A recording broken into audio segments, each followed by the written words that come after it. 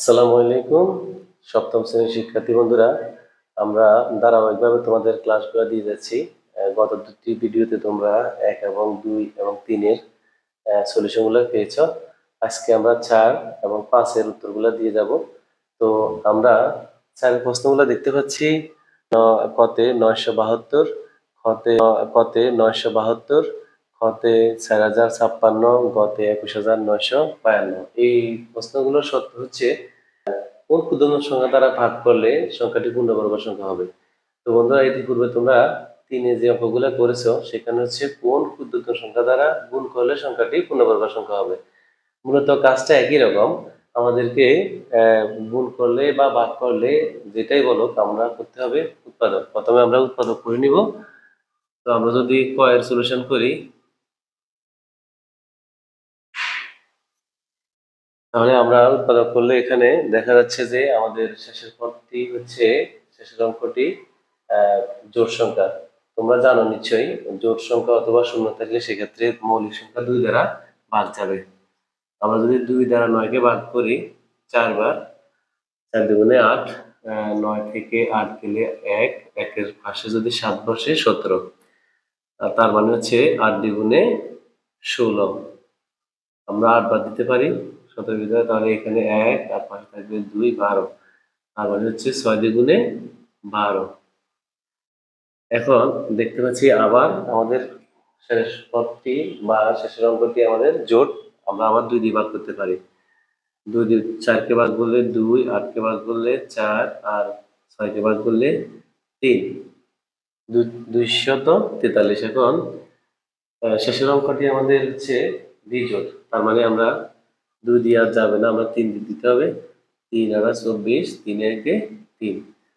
আমরা ৮১ কে আবার ৩ দিয়ে ভাগ করতে পারি। ৩ দুগুণে ৬, ৮ থেকে ৬ গেলে ২, পাশে ১ বসলে ২১, তার মানে ৩ ৭ ২১। ২৭ কে আমরা আবার ৩ দিয়ে ভাগ করতে পারি, ৩ নং ২৭। ৯ কে আবার ৩ দিয়ে ভাগ করতে পারি, ৩ তিরিকা ৯। সুতরাং ৯৭২ উৎপাদক হচ্ছে ২ গুণ ২, ৩ হচ্ছে ৫ বার। আমরা যদি জোট বাঁধি তাহলে আমাদের জোটবিহীন সংখ্যাটি হচ্ছে ৩। আমরা লিখবো এখানে ৩ জোড়াবিহীন। ঠিক ৩ নং প্রশ্নের মতোই এখানে আমরা যদি ৩ দ্বারা সংখ্যাটিকে যদি ভাগ করি, মনে করো আমি ৩ দ্বারা ৩ কে ভাগ করে দিলাম, তার মানে প্রত্যেক জোড় নিয়ে তো আমাদের পূর্ণবর্গ সংখ্যা হয়। তাহলে সংখ্যাটিকে ৩ দ্বারা যদি ভাগ করি আমরা, সেক্ষেত্রে সংখ্যাটি পূর্ণবর্গ সংখ্যা হবে। তাহলে আমরা লিখবো সংখ্যাটিকে ৩ দ্বারা ভাগ করলে সংখ্যাটি পূর্ণবর্গ সংখ্যা হবে।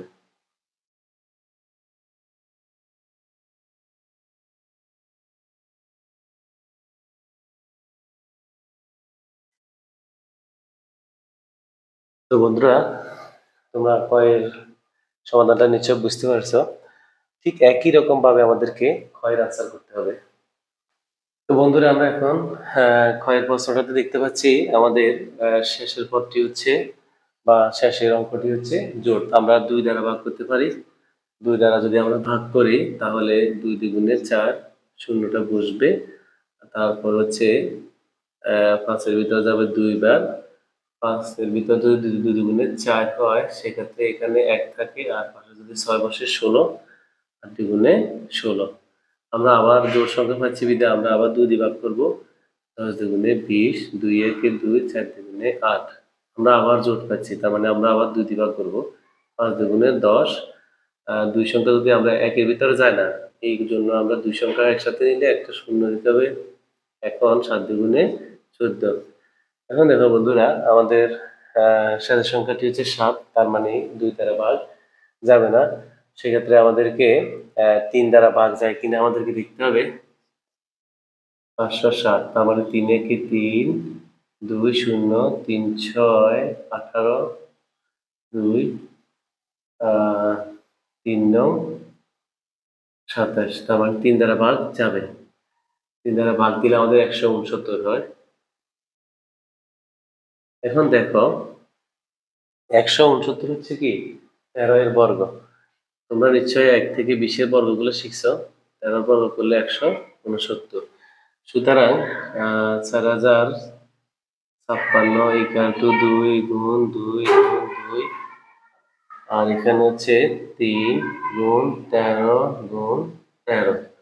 আমরা এখানে পাইতেছি 1 জোড়, এখানে পাইতেছি 1 জোড়। আমাদের জোড়াবিহীন সংখ্যাটি কত কত? 2 3। জোড়াবিহীন এখানে 2 ও 3 জোড়াবিহীন। সুতরাং সংখ্যাটিকে 2 গুণ 3 অর্থাৎ 3 গুণে 6। 6 দ্বারা যদি আমরা সংখ্যাটিকে ভাগ করি,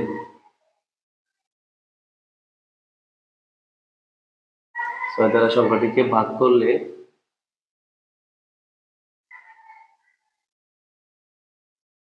পূর্ণবর্গ সংখ্যা হবে।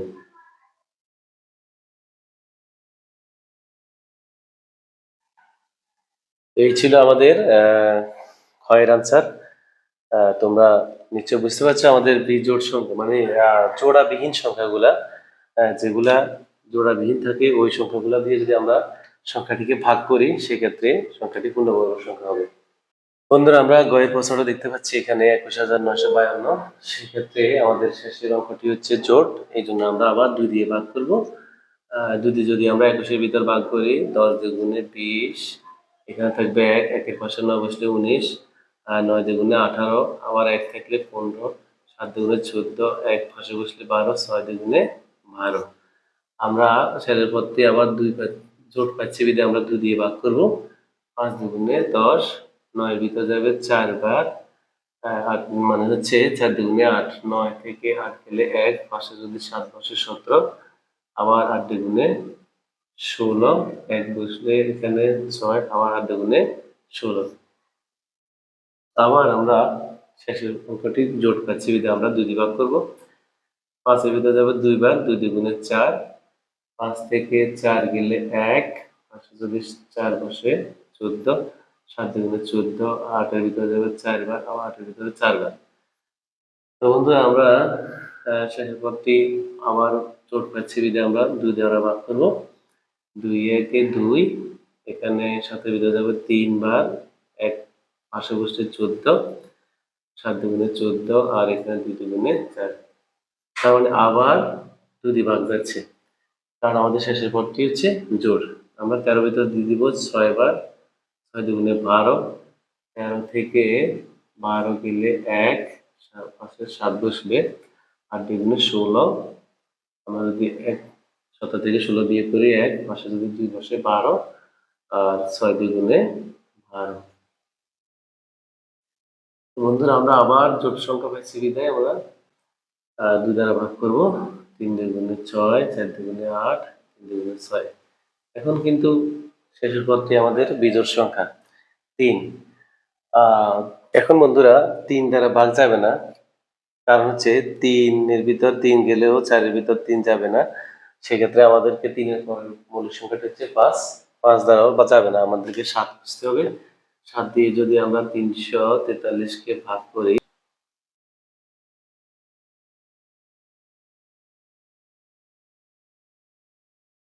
428, 34 থেকে 28 গেলে 14 থেকে 8 গেলে 6, 7 নং 63। তার মানে আমরা 7 দ্বারা ভাগ করলে আমরা 49 পাচ্ছি। তার মানে 7 7 49। তো বন্ধুরা আমরা 21952 সমান কি পাচ্ছি? 1 2 3 4 5 6, 6টা 2,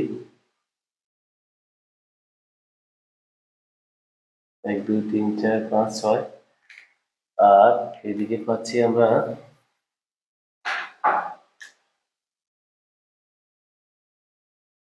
3টা 7। তার মানে 1 জোড় 2 জোড় 3 জোড়, জোড়বিহীন পাচ্ছি আমরা 7। সুতরাং এখানে 7 জোড়াবিহীন। সংখ্যাটি পূর্ণবর্গ সংখ্যা নয় কথাটা লিখতে পারি, অথবা সংখ্যাটিকে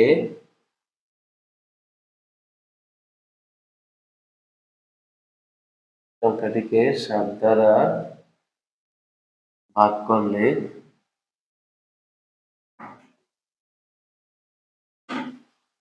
সংখ্যাটি পূর্ণবর্গ সংখ্যা হবে।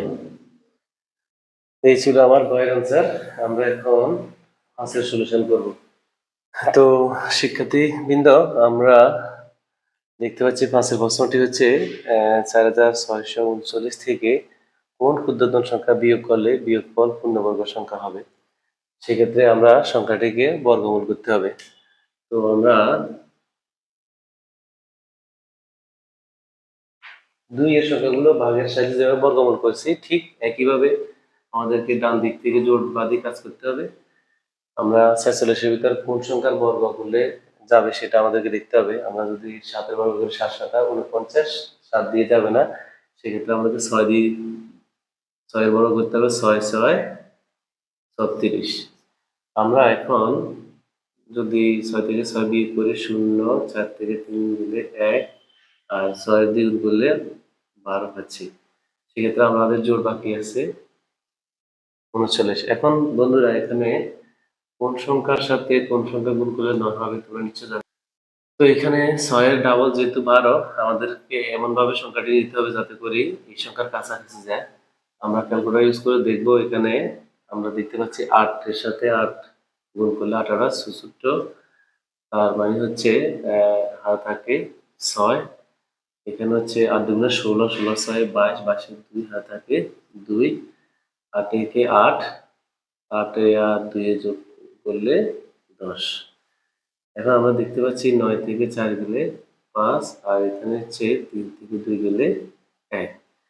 অবশিষ্ট যে সংখ্যাটি, এটা যদি এই সংখ্যায় না থাকতো তাহলে সংখ্যাটি পূর্ণবর্গ সংখ্যা হতো। তার মানে হচ্ছে আমরা প্রশ্ন অনুযায়ী লিখতে পারি সংখ্যাটি থেকে 15 বিয়োগ করলে সংখ্যাটি পূর্ণবর্গ সংখ্যা হবে। সুতরাং সংখ্যাটির 15 অবশিষ্ট রয়েছে।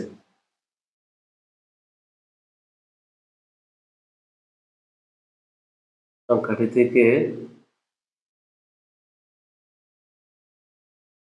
15 বিয়োগ করলে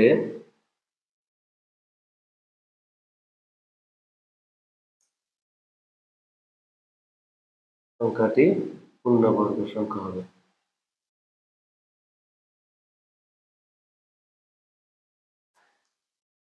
তো বন্ধুরা, এই ছিল 5 এর আনসার। তো আগামী ক্লাসগুলো দেখার জন্য আমার চ্যানেলটি সাবস্ক্রাইব করবে, আর প্রয়োজনে কমেন্টস অথবা লাইক শেয়ার করবে।